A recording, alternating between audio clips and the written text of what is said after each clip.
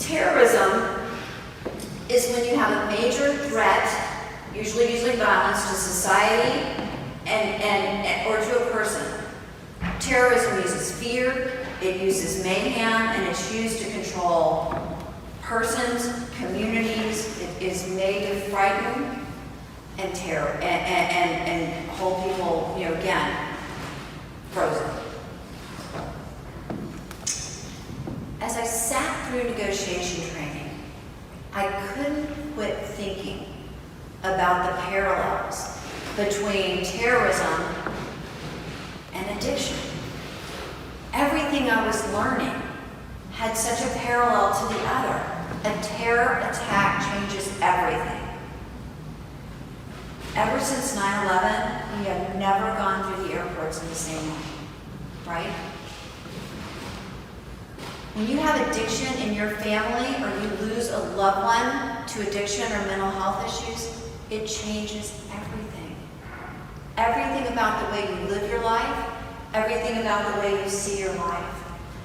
Addiction comes in and keeps everyone waiting for that next attack. If you have a terror attack down the street, we are all on guard. We are waiting and looking for sleeper cells. If you have addiction in your family and your loved one goes into treatment, you're still wondering, is it going to happen again? Is it going to happen to my grandchildren?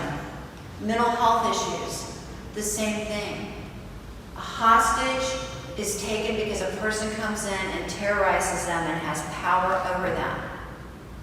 And yet, doesn't addiction, don't mental illness, don't those issues come in and have power over the person's brain, over the person, over their families, over our communities? I couldn't stop thinking about and seeing the correlation, the parallels between the two. Even like enabling. When we come in and we talk about enabling, we talk about a person coming in and not making good decisions for their loved one, supporting their disease more than they're supporting their health. But isn't that what Stockholm Syndrome is? Here we are, just like a terror attack. Our families, our communities, our first responders, our places of worship are all struggling with symptoms of post-traumatic stress disorder, waiting for that next attack to happen, dealing with the fallout from it, and wondering and fearing, is it going to happen again? And then trying to make existential sense out of, why is the world like this? Why my family?